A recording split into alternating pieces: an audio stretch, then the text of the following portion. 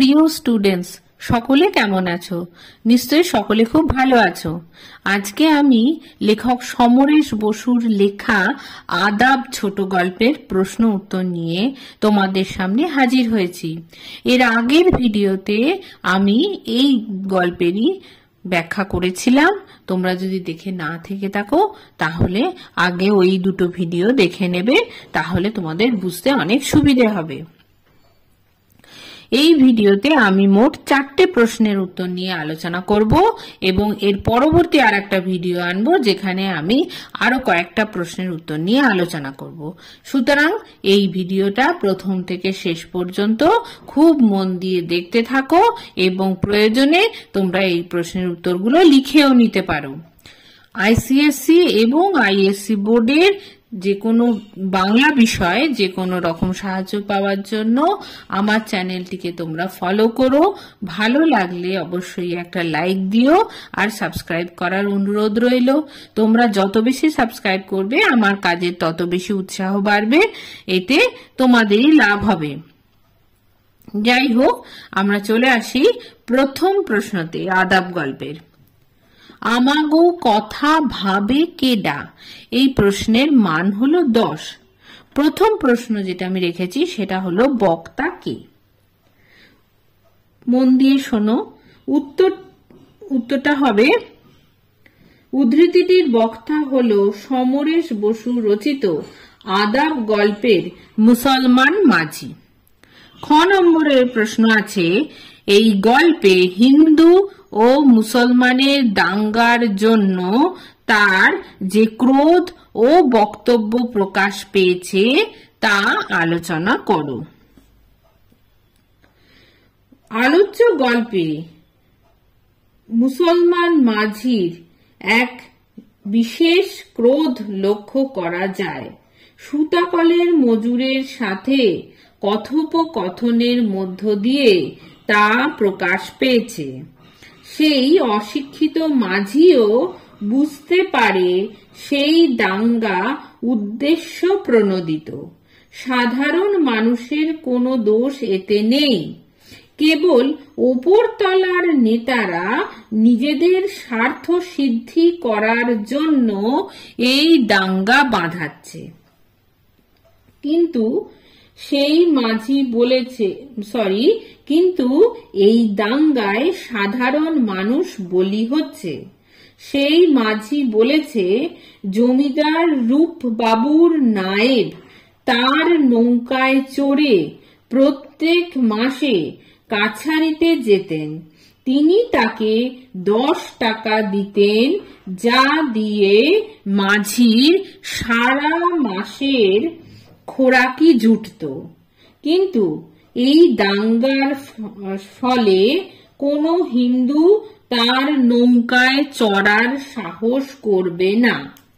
আসলে এই দাঙ্গা শুধুমাত্র মানুষের প্রাণ কেড়ে নিচ্ছিল না, এই দাঙ্গায় যারা বেঁচে যাবে তারাও কিন্তু না খেতে পেয়ে মরবে। এই আক্ষেপ শোনা যায় মাঝির ক্রোধ ও হতাশাগ্রস্ত কণ্ঠে। কেমন? চলে আসি গ নম্বর প্রশ্নতে। সুতা মজুর এই পরিস্থিতির জন্য কাদের দোষারোপ করেছে ও কেন করেছে? এখানে দুটো প্রশ্ন একসাথে আমি দিয়েছি। উত্তরটা হবে, সুতাকলের মজুর খবরের কাগজ পড়ে, চারিদিকের খবর রাখে, বুঝতে পারে এই দাঙ্গা হাঙ্গামার পিছনে কাদের উদ্দেশ্য রয়েছে। হিন্দু মুসলমানকে পরস্পরের বিরুদ্ধে লড়াই করলে লাভবান হবে আমাদের দেশের নেতারা, সে বিষয়ে কোনো সন্দেহ নেই। 7 তলার উঁচু বাড়িতে বসে হুকুম জারি করে এই সমস্ত নেতারা দেখে সাধারণ মানুষ কিভাবে পরস্পরের প্রতি বিদ্বেষ ভাবাপন্ন হয়ে মারামারি করছে এবং তার ফলে তারা মারা যাচ্ছে। কেমন? চলে আসি ঘ নম্বর প্রশ্নে।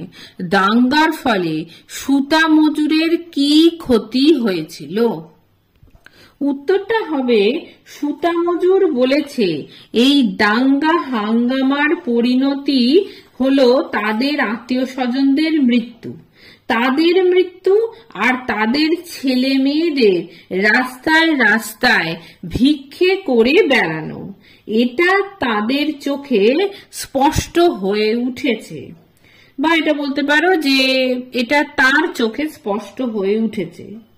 ছেলে মেয়েদের রাস্তায় রাস্তায় ভিক্ষে করে বেড়ানো এটাই তাদের চোখে স্পষ্ট হয়ে উঠেছে। গেল সনে সুতাকলের মজুরের ভগ্নিপতি মারা গেলে ভগ্নী আর তার পোলাপানরা বা বলতে পারো তাদের ছেলে মেয়েরা সুতাকলের মজুরের ঘাড়ে এসে পড়ে। আজও তাকে সেই বোঝা বয়ে বেড়াতে হচ্ছে। সুতাকলের মজুরের কথায় এটা নেতাদের ষড়যন্ত্র। হলো, চলে আসি আমার 1 নম্বর প্রশ্ন শেষ হলো। এবার চলে আসি 2 নম্বরে। ভূত দেখার মতো চমকে উঠল সুতা মজুর, যার মান হলো 10। প্রথম প্রশ্ন, বক্তা কে?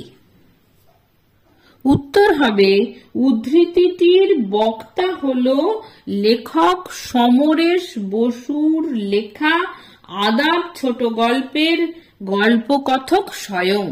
আর আদাব কথাটা ইনভার্টেড কমার মধ্যে রাখবে। চলে আসি খ নম্বর প্রশ্নে। কখন সুতা মজুর ভূত দেখার মতো চমকে ওঠে? উত্তরটা হলো মাঝির মুখে দুটো শব্দ শুনে ভূত দেখার মতো চমকে উঠেছিল সুতা মজুর।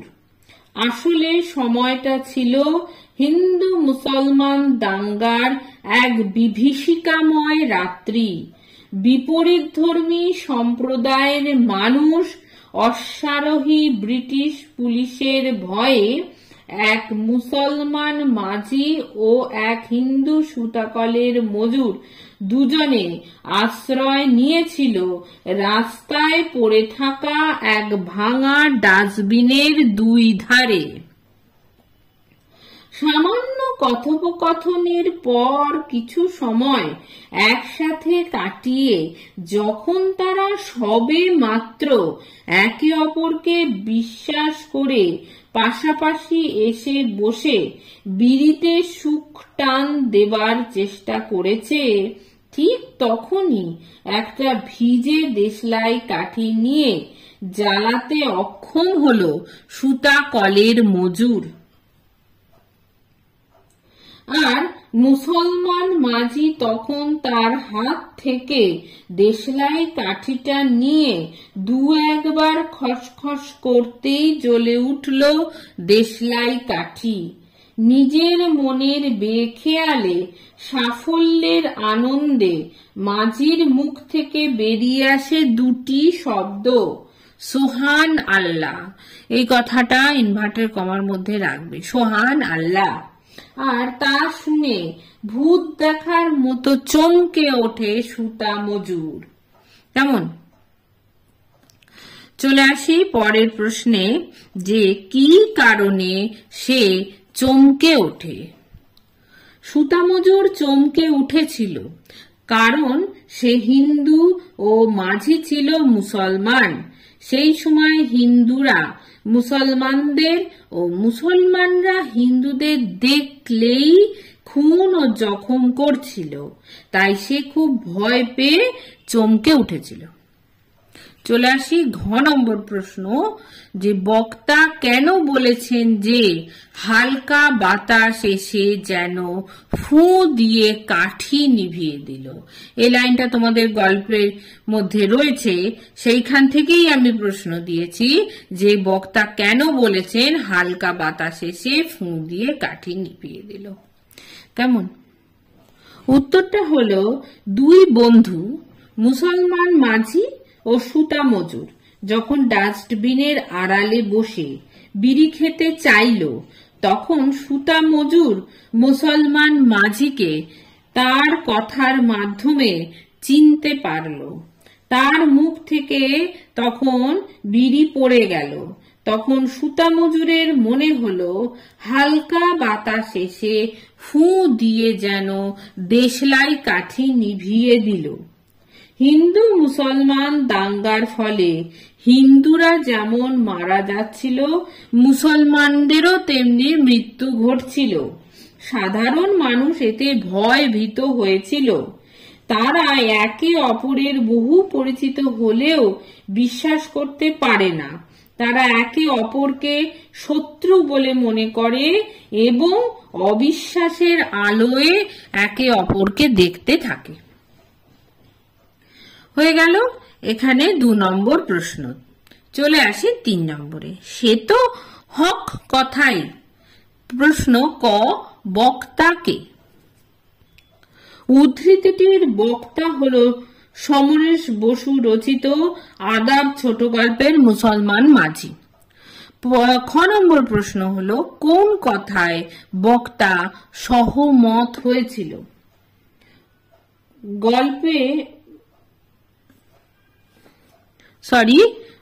উত্তরটা হলো অপর ব্যক্তি অর্থাৎ সুতাকলের মজুর যখন মাঝিকে বলেছিল যে দিনকাল অত্যন্ত খারাপ, এই পরিস্থিতিতে কারো কথা সহজে বিশ্বাস করা যায় না, তখন তার বক্তব্যে সহমত প্রকাশ করে মুসলমান মাঝি এবং সে এই উদ্ধৃত উক্তিটি তখন বলেছিল বা উদ্ধৃত কথাগুলি সে তখন বলেছিল। গ নম্বর প্রশ্ন আছে কোন প্রসঙ্গে বক্তা এই কথা বলেছে? এই প্রশ্নের উত্তরটা মন দিয়ে শোনো। হিন্দু মুসলমান দাঙ্গার এক বিভীষিকাময় রাত্রে তারা একে অপরের সাথে পরিচিত হয়েছিল। ভয়, দুশ্চিন্তা ও উৎকণ্ঠার শেষে উভয় পাশাপাশি এসে বসেছিল। কিন্তু হঠাৎ মুসলমান মাঝির কণ্ঠে সোহান আল্লাহ শব্দে চমকে উঠেছিল হিন্দু সুতা মজুর, আর তার মনে ওই মুসলমান মাঝি সম্পর্কে তখন অবিশ্বাস দানা বাঁধে। সে তখন মাঝির বগলে থাকা পুঁটুলিতে কি আছে জানতে চায়। প্রত্যুত্তরে মাঝি তাকে জানায় সে তার ছেলে মেয়ে ও বিবির জামা কাপড় নিয়ে চলেছে তার বাড়ি। কিন্তু তবুও সুতা মজুরের অবিশ্বাস দূর হয় না। তখন মাঝি পুঁটুলিটা তার দিকে বাড়িয়ে দিয়ে তাকে দেখতে বলে। তখন অপ্রতিভ হয়ে সুতা মজুর তা দেখতে অস্বীকার করল। তৎকালীন পরিস্থিতি তার মনকে সন্দিগ্ধ এবং অবিশ্বাসী করে তুলেছে সে জানায়। আর একবার লাইনটা বলছি যে সুতা মজুর জানায় তৎকালীন পরিস্থিতি তার মনকে সন্দিগ্ধ ও অবিশ্বাসী করে তুলেছে। তখন মাঝি তার কথায় সায় দিয়ে উদ্ধৃত কথাটি বলেছিল। চলে আসি ঘ নম্বরে। লেখক গল্পের শেষে কি পরিণতি দেখিয়েছেন? গল্পের শেষে এক করুণ দৃশ্য লেখক দেখিয়েছেন। মাঝি তার পরিবারের প্রতি এক রাশ উৎকণ্ঠা ও উত্তেজনা নিয়েও মিলনের উদ্দেশ্যে তার বাড়ির দিকে রওনা হয়েছিল। কিন্তু পথে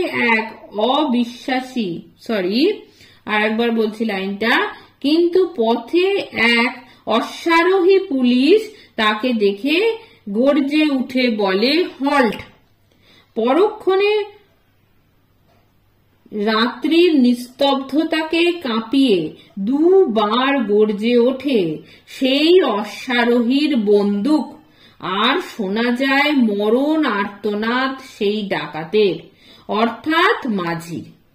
সুতাকলের মজুরের অনুভূতির মধ্য দিয়ে পাঠককে জানানো হয়েছে মাঝির বুকের রক্তে হয়তো রাঙা হয়ে গিয়েছে তার বিবি ও ছেলে মেয়েদের ঈদের পোশাক।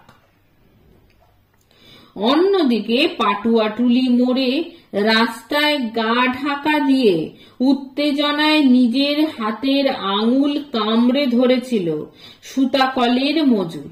তার কল্পনার চোখে ভেসে উঠেছিল মাঝির মৃত্যু দৃশ্য, কানে বেজে উঠেছিল মাঝির কণ্ঠস্বর। দুশ্মনরা তাকে তার পরিবারের কাছে যেতে দিল না। আচ্ছা, এটা হয়ে গেল আমার 3 নম্বর প্রশ্নের উত্তর। চলে আসি 4 নম্বরে। আদাব গল্পের নামকরণের সার্থকতা বিচার করো। এর মান আছে 10। হ্যাঁ, আর এই উত্তরটা একটু বড় হবে।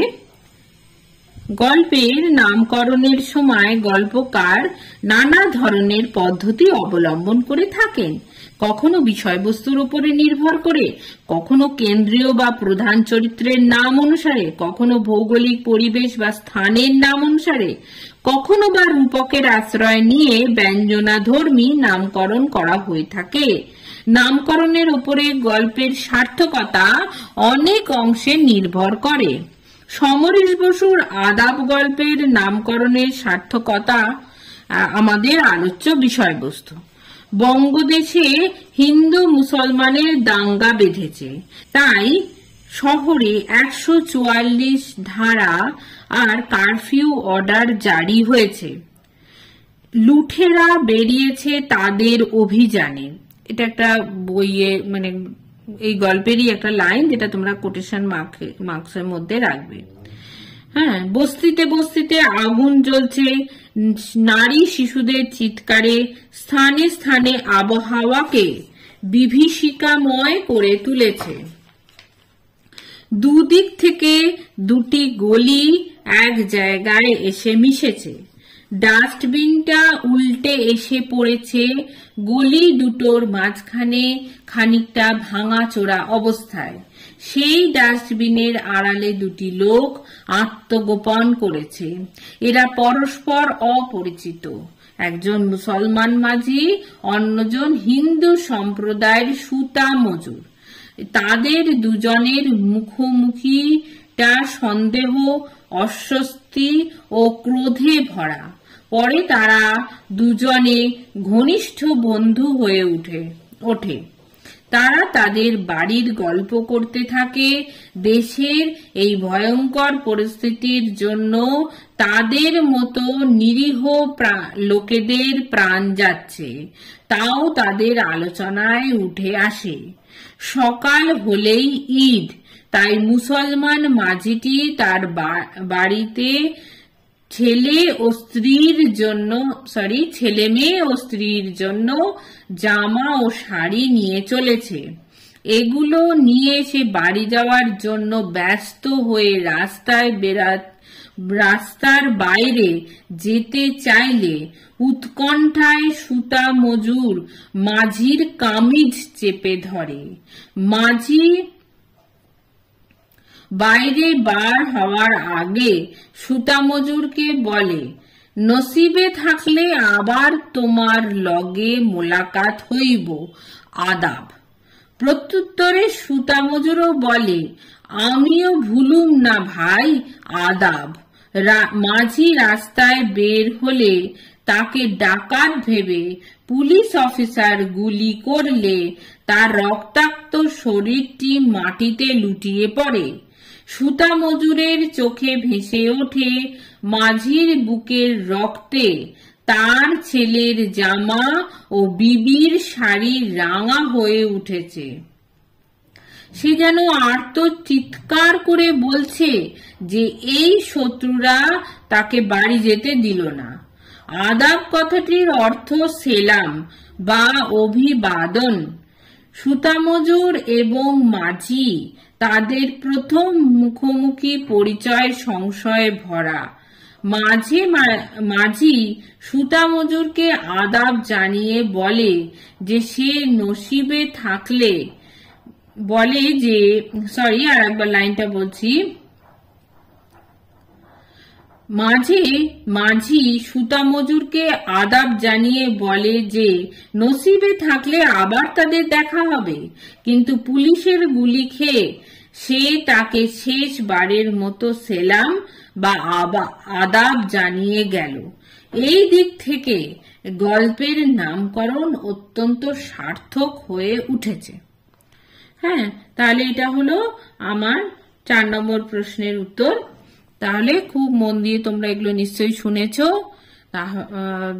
এর পরবর্তী যে ভিডিও আনবো সেখানে আরো কতগুলো প্রশ্নের উত্তর নিয়ে আমি আলোচনা করব। তোমরা সেই ভিডিওর অপেক্ষায় থাকো। সকলে খুব ভালো থেকো।